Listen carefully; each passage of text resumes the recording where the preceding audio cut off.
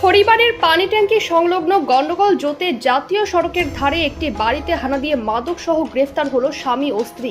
জানা গিয়েছে, খড়িবাড়ির পানি ট্যাঙ্কি ফাঁড়ির পুলিশ গতকাল অভিযান চালিয়ে 22 গ্রাম ব্রাউন সুগার, 17 বোতল নিষিদ্ধ কফ সিরাপ সহ প্রায় 1,13,000 টাকা উদ্ধার করে। ধৃতরা হলো নীলকণ্ঠ বর্মন এবং রঞ্জনা বর্মন। ধৃত দুজন স্বামী স্ত্রী বলে পুলিশ সূত্রে খবর। ধৃতদের খড়িবাড়ি থানায় নিয়ে যাওয়া হয়েছে।